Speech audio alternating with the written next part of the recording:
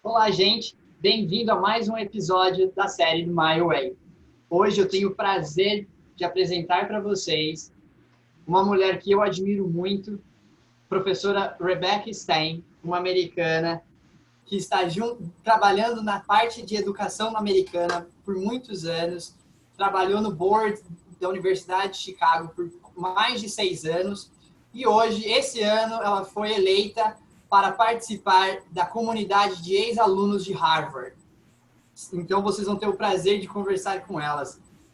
Eu gostaria de adiantar, se você tem alguma dúvida, se você já tem alguma questão, pode deixar já no chat, que ao final a professora Rebecca vai responder a todas as questões.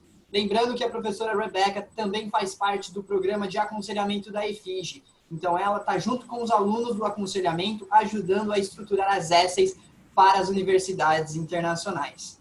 É com muito prazer. So, thank you very much, Rebecca. Thank you for joining us tonight and talk to these amazing students. Would you like me to go slow because you're going to translate for me? No, you go. Okay, with English. Okay. Hi, everyone. It's so good to see your faces or see your names at least. I'm Rebecca. I'm going to go to the next slide. I'm going to talk today about the personal statement, which is your essay. I usually call this do's, what to do, don'ts, that's what not to do, and why it matters. I'm the founder of a firm called the Matriculadies, which I will talk about in just a minute. So my practice or my firm focuses on writing for competitive or selective processes. That's anything you need to be picked or selected for or win. And so I do educational admissions consulting. So I help students understand how best to get into college. I write nonprofit grants for non-governmental organizations. I do resumes. I also do business plans. Sometimes I write web copy, things like that. So I have hundreds of admissions clients per year, and I've worked in admissions for 25 years or more. I was a high school teacher at a private Episcopal or a religious school, and I've done college counseling for a very long time, so I know this business. What's next? Okay, so today what we're going to do is talk about the Common Application, which is used for the US. I want to talk specifically about the writing portions or the writing parts of it. I want to talk about how colleges use your essay. And then we'll talk about best practices, what to do, what not to do, and why it matters. And then we're going to talk a little bit about 2021 admissions. It's a strange year because of COVID-19, and that's made some changes occur. So I want to talk a little bit about what people are saying, what we think might be true. We don't really know. It's kind of a moving target, or it changes every day, but we can tell you what we think now. Okay. So the first thing I want to talk about is the US Common Application, also called the Common App. You can see the web address for that is commonapp.org. If you go to that website, there's many video tutorials and downloads, information on how to use it. And what I'm going to tell you is it's one application that you fill out, and it goes to over 850 schools. It goes to the ones that you select from that 850 schools that use it. So you fill it out once, it goes to everyone you're applying to. It has 9 sections. It contains the information that you're going to give to every school you apply to. So things like your name, your address, information on your family, demographics like how many people, maybe income, what colleges your parents went to, things like that. It also asks you about your academics, what school you went to, what you studied. It asks you about your activities, what kinds of things you did outside of school. And then there are sections that are writing. What this really is called a process. It's a process streamlining tool, or it makes it a workflow management. It makes it very easy to stay organized when you're applying to many, many schools. All of your application things will be in one place, and you go there and you fill it out and you send it in from the Common App. But if you have questions about that, go to this website, commonapp.org, and it will have lots of information for you. Okay. So there are several writing sections on the Common Application. Every school gets what's called the personal statement. It's 650 words. It talks about, there's 7 questions, but usually what people do is they write the essay they're going to write, and they tell the Common Application pick which question it answers, because you basically can write anything you want. There's also 2 other written sections that are 650 words on your disciplinary or legal history, if you have been in trouble or if you got arrested, which I'm sure none of you ever have, and what's called the special circumstances statement that not everyone will use. But if you have a family or a medical issue that has impacted your grades or your course of study, that's what you would write about there. But not everyone uses that. Okay. And then there are specific essays for each different school, and the school gets to decide what they ask. And they range from 50 words to 1,000 words. And they tend to fall into groups, types of essays. You have why us? So that's the question that says, why do you want to go to the University of Texas? Tell us specifically. There's one that's called a creative or short answer. It'll say, what are you reading lately? Something like that. There's a program-oriented essay that says usually, what are you studying, or what do you intend to study, and why do you want to do that? So engineering, mathematics, physics, poetry, arts, what school are you going to study in, and what are you going to do with that? And many schools have multiple extra essays. Okay, so how do they use this? Well, they use it to get to know you better, and they use it to assess you for admission. And you ask, what is it? It's your story. What is it not? Your resume. And that's the biggest mistake I see when a student has written an essay before they came to me, is I read it and it says, hello, my name is Jane Smith. Let me tell you about me. And they talks all about what they've studied and what their grades were and what their test scores were. And if you think about it, you say, if there's any other place in this entire application that this information is, I don't want to put it in my essay. So it is not your resume. It's a story about you. It's a personal essay. So you should make it personal. Okay, so when schools want to know you better, what does that mean? What are they looking for? They want to hear your voice. And voice means you know who you are and you can communicate it. And I usually say, if you were a flavor of ice cream, what flavor of ice cream are you and why? So how are you different? How is what you write different from what every other student could write? They want to know your story. So what experiences or situations or thoughts make you unique? What is the path that has brought you here, and what will you bring with you to the university? And the final one, and this is very specific or it's specifically important for international students, is your maturity. And that means, how grown up are you? Are you going to be capable of studying somewhere between 2,000 and 10,000 miles from home? Do you feel like a person who is resilient? Are you capable? Are you confident? Are you inquiring? Do you have a curious mind? Are you going to be able to figure things out when things get hard? So they look for that, particularly with international students.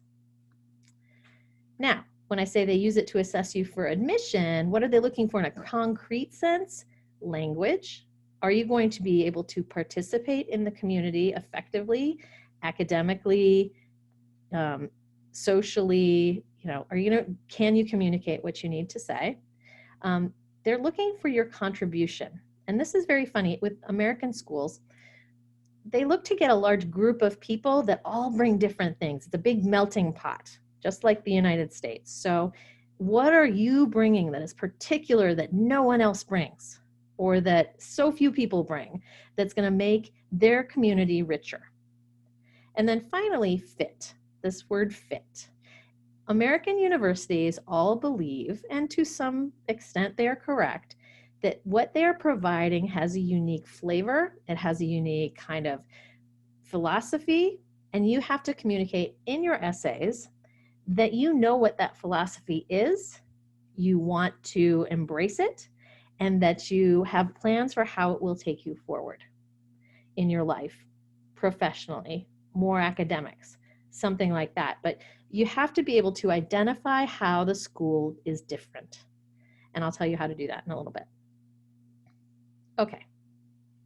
So let me say, of all of those parts, those 9 parts of the common application, how much does the personal statement matter? Well, it matters a lot. And it matters because your personal statement and the other essays that you write are the only time the admissions officer, the person who is reading your application, it's the only time they hear you talk about who you are and what you want and why you want to go there. It's 2 or 3 pages out of a file that is 40 to 60 pages long. And many admissions officers say, it's my favorite part because I hear that child talk. And when it's done well, they love it the best. Here's the other thing. It's not done well a lot. So there are a lot of really bad ones. Don't be a bad one. Here's the bad news. In your entire 40 to 60 page file, an admissions officer at any school is only going to spend an average of 6 minutes on the entire thing. The decision that person makes about you is usually made in about 5 to 6 minutes. That's frightening.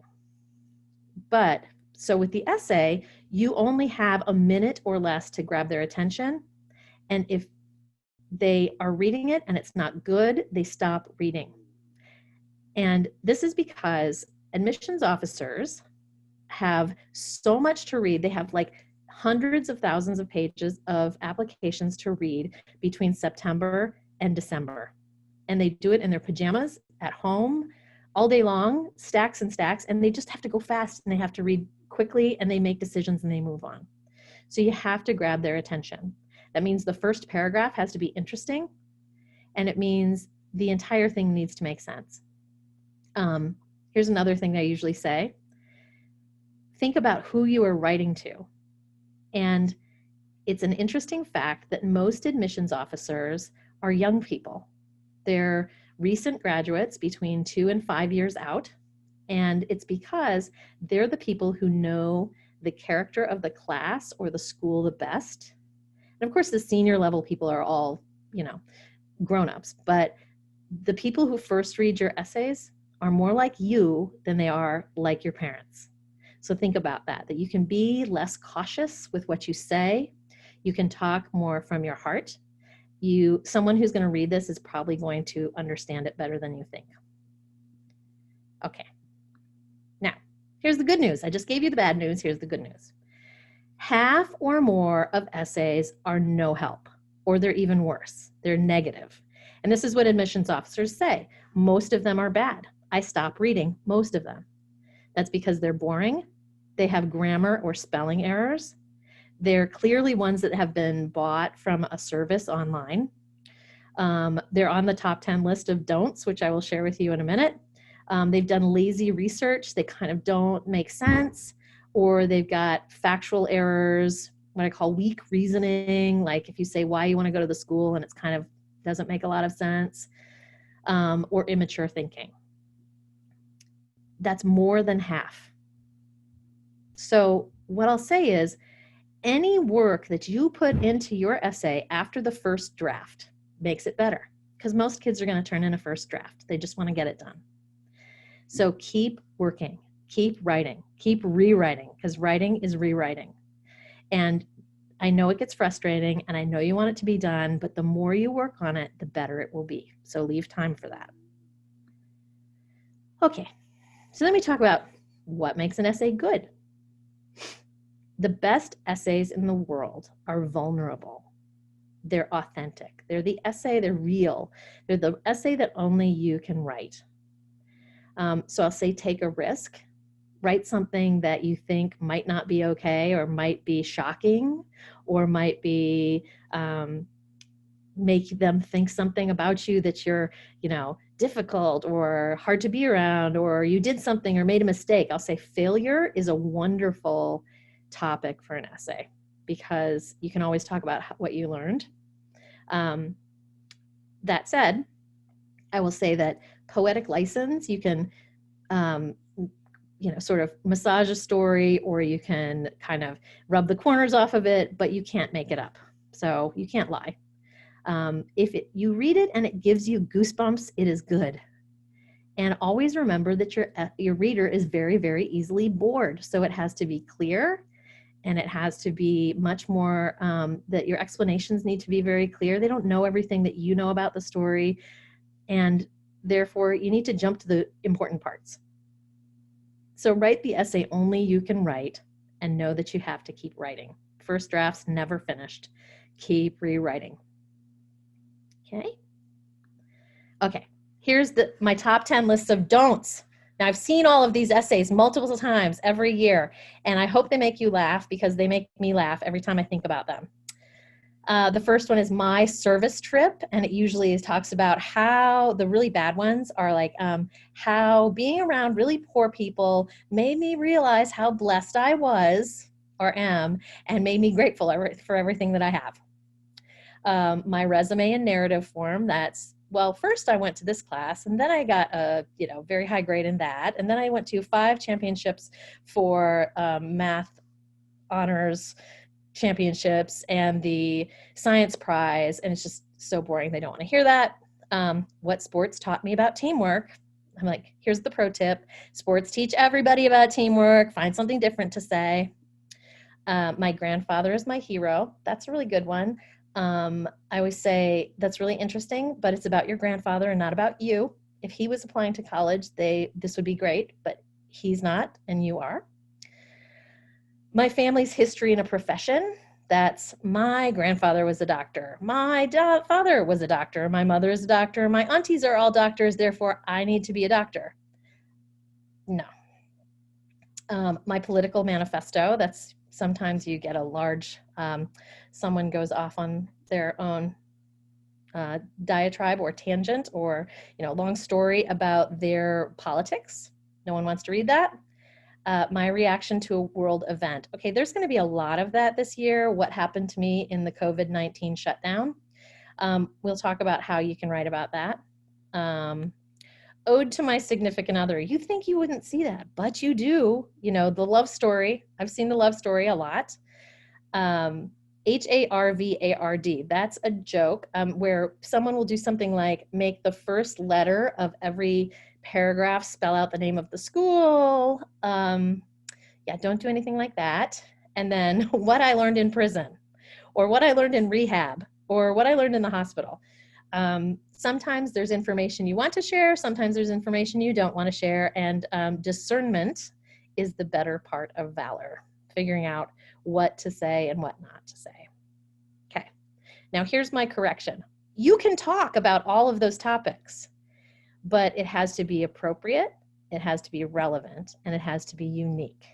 And so good advice or good editing or a good coach can take a don't essay and turn it into a do. And I usually have some examples here that I give, and one of them was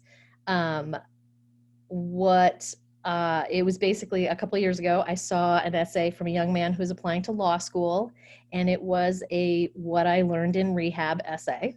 And we turned it into a story where he woke up from waking up in rehab and saying, I don't want to do this anymore, to how he turned his life around, what he did to turn his life around, and how he went forward into law school, and what he learned about the justice system, and how he wanted to participate in it. So, like I said, there's ways you can talk about all of those topics. It just has to be relevant and unique and appropriate, and say something interesting about you that turns you into a growth-minded person, shows that you are a resilient, interesting, mentally well, growth-minded person.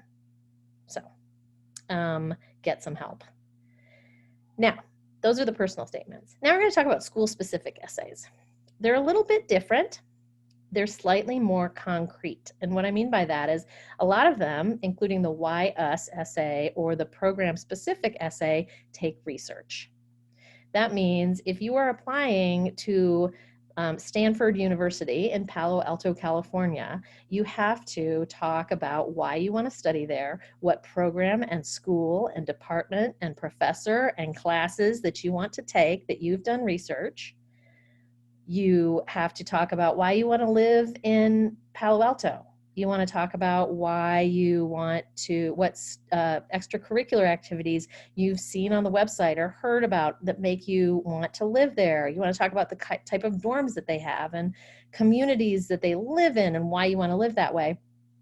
And the mistakes I see are someone who will say, I want to go to Stanford, and they write about California and being at the beach. And the reality is that Stanford is in Palo Alto. It's about an hour drive from the beach, and kids who are there don't go to the beach very often at all. It's just not very, that's what I said about immature thinking. You have to have a logical reason that you are making a case, much more like a research paper of why you want to go to that school. Okay, so the common don'ts or mistakes include putting the wrong name of the program in. And this, like for instance, you will say, I want to study marketing, and they only have an economics program because marketing is an applied science and economics is a pure science. So make sure you have the name of the program right. Cut and paste errors, I see that a lot where they'll get, you reuse blocks of text when you're writing these essays frequently. But when you cut and paste, you have to make sure that you get the name of the school right. So it doesn't say Duke University if it's going to Vanderbilt. And like I said, inaccurate or very general reasoning. I want to go to NYU because New York is so great. And, you know, I want to be in the Big Apple. Okay, well, great. But what do you want to do in New York that you can't do anywhere else? And you have to make that case. So spend a lot of time. You will have to research and you have to leave time for it. Okay, one last thought on writing. What makes writing stand out? What makes writing good? That's the $50,000 question here. Unusual content. If you're a person who's done something really extraordinary, you should write about that. And my joke here is that if you were a junior Olympic wheelchair basketball player, yeah, you should write that essay. But not everyone, it has unusual content. Many kids I work with say, you know, I grew up in a nice family. I haven't had that many challenges in my life. I'm just a good kid. I don't really know what I want to study, and they don't know what they want to write about. And what I say is, you may not have unusual content, but you need to learn to make an unusual connection. And how you do that, and what I mean by that is, you know, I had a very affluent kid who, in the United States, who had played basketball. And he just loved to play basketball. And we were talking about basketball, and he just wants to write an essay about basketball.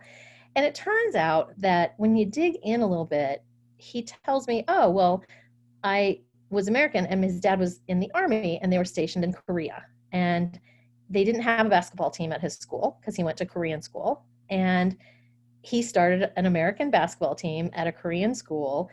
And so, you know, he could write about being, you know, starting this basketball team, but what he really wrote about was how basketball made him feel differently about being American. And that was a great essay, you know, because it wasn't about teamwork and it wasn't about starting something. It was about his identity. And that's what made it great. So not everyone has unusual content, but everyone can make an unusual connection. And you go, but Mrs. Stein, how do I make an unusual connection? Well, I can tell you. You get to know yourself. So there are lots and lots of resources for this. You look online and there are all these personality tests. You know, the ones you see, I know you're young, you probably don't use Facebook, but grown-up people use Facebook, and they have all these things that you do this little test and it tells you like who you are in some show, or you know, like what, I'm trying to think like this, you know, like what flavor of ice cream you are or whatever, right? So find some personality tests online and take about 1 million of them. There's one very famous one called the Proust questionnaire. You can look it up. Online quizzes. You can make a Pinterest dream board, start taking pictures, you know, and saving them for you about the life you want or the life you have now or what it is about you, things that resonate with you. Because some of you are going to be visual and some of you are going to be words people. So like just start thinking about yourself critically. You can take a Myers-Briggs type indicator, which is a personality test that they use in corporate America online. It'll put you, there's one called 16 personalities that'll give you a sense of like how you make decisions. There's something called an Enneagram that's you're one of 9 types. But you have to do all those things and then write about them, journal about your findings. I know, no, not journaling, Mrs. Stein. My teacher makes me do that in English class. Or I have to do that in literature. I don't like journaling. Well, but this is how we think through our own personalities and keep that information kind of present in our mind, okay? So think about yourself in some sort of structured fashion and write it down. Okay, so if you don't want to do that by yourself, get help, find a coach. Big surprise, that's what I do. This is what I do. So we have a workshop. We have a group workshop online. We do up to 6 students at a time. We have a set time each day we meet for 5 days. You start with no words. I give you some homework to think about yourself. And 5 or 6 days later, you have a finished draft essay. You have one-on-one time with an American teacher, me or one of my colleagues. And we give you comments and help with your specific essay. It works really nicely. So if you're interested in that, talk to Diego or talk to Effigy, and they can help you. And then once people realize that this worked really well and you have so many more essays for American schools, all the supplemental schools essays, we also offer packages to help you with additional support for those supplemental school essays, 1, 3, 5, 10 schools. And so just so you know, a lot of selective schools, the ones you're going to want to apply to, Ivy League, University of California, University of Michigan, you know, anything in the top 100 or 200 schools will usually have 1 to 5 additional essays totaling about 1,000 words. Stanford has 10 every other year. They have 3 in the opposite years. University of Michigan has 3, University of Chicago has 4, lots of schools have lots of essays, but at the very minimum, they have the why do you want to go here and what do you want to study? And that sometimes needs some help.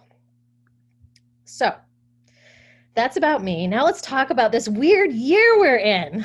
So I put a question mark behind 2021 admissions because it's kind of what we know now. It may change, but I'll say that it's widely thought that this coming year, so the kids who've been admitted already and are supposed to start school in September, many of them will not show up.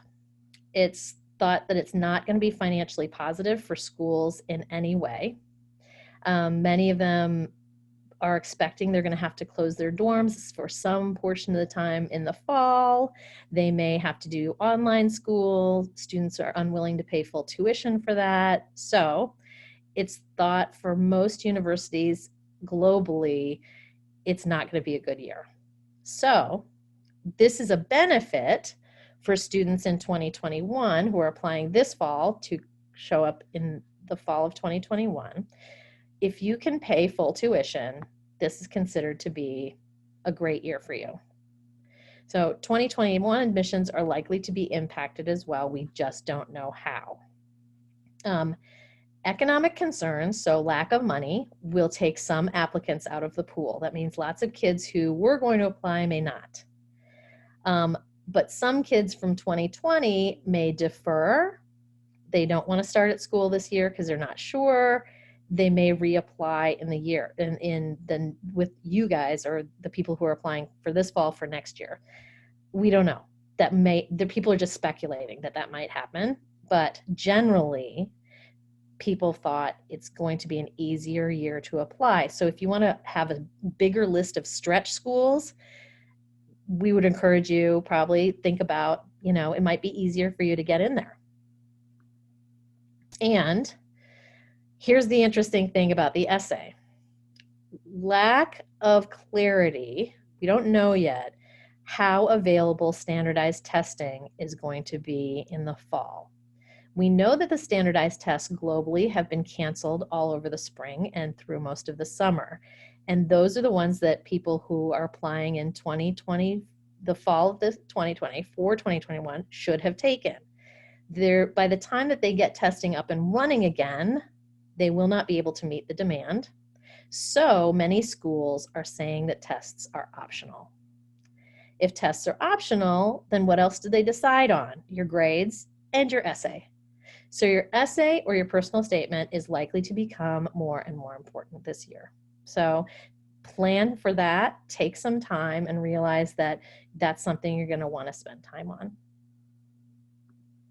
So any questions? I'm like, I can unshare my screen. Should I unshare, Diego?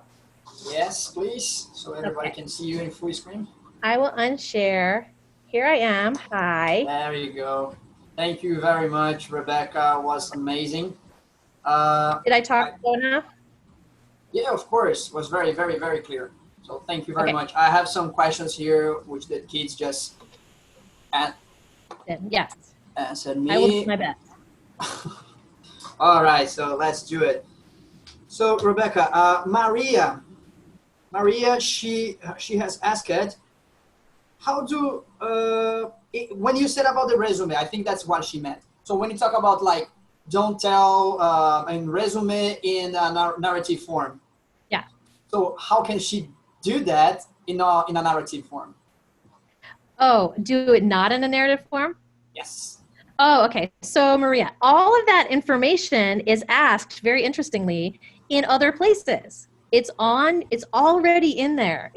All of your grades, all of your awards, they're all in different places. So if there's particular information you want to get in, like awards, there's a section for that. But then if it's something like, I had a student who was a very good horsewoman. She rode horses and she'd won many, many championships. So she used that extra information, the supplementary information, to just make a list of all the awards she'd won with her horse and at which, horse show.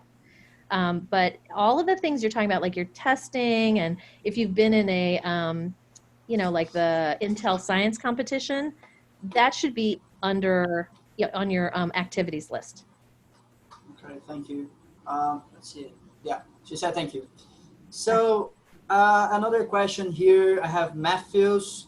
So he's asking, what is when we comparing the requirements, how much do you think the essay can be measured, can be considered in percentage for an application? Yeah, it's a very good question. It's because it kind of depends. The math is a little specific to each school. So I'm sure many schools have like a weight, like what portion of it counts. I'm going to say it's somewhere between 25 and 30%. Okay, that's your admission score, is probably your essay. Yeah, because the students are very worried about they know how it works, the requirements overseas, because in Brazil, you know that. Yeah. So it's very good. Yeah. So another question here. So if my student got like, I don't know if it is impossible, but let's say it's possible. If two students got the same requirements, so like average scores, grades are the same, a portfolio, SAT, and blah, blah, blah. So do you think an essay could differentiate those students? Yes, I think it can. But the other thing you can't account for is, for instance, say they're both musicians and the school needs a bassoon player because the only bassoon player they had was graduating, and one of them had a good essay and the other one had a bad essay but was a bassoon player. That's a really hard call to make because the orchestra won't run without the bassoon player, right? Yeah. So yes, it can make a difference. Great. I have here from Mariana. She got a lot of names about essay and personal statement. Oh, yeah. What is the difference between an essay and personal statement? That's Mariana's asking. Okay, that's a good question. I use personal statement to mean the one 650-word essay, a 650-word piece of writing in the fourth section or the fifth section of the Common Application. Essays are just everything, you know, all of the writing, because there's also the supplemental. So essay is all, but the personal statement is that one. Okay, so that's my personal question, Rebecca.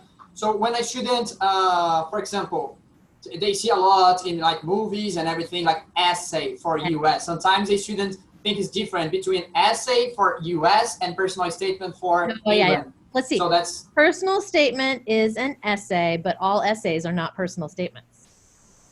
Okay. That makes sense. Makes sense. Makes sense. Yeah. Good. So I have another student here, Amanda. She said, good evening. I would like to know, what do you consider interesting to write in an essay?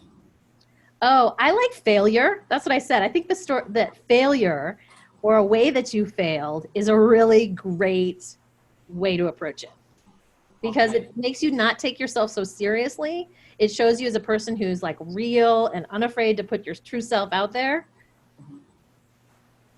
Okay. She said, thank you.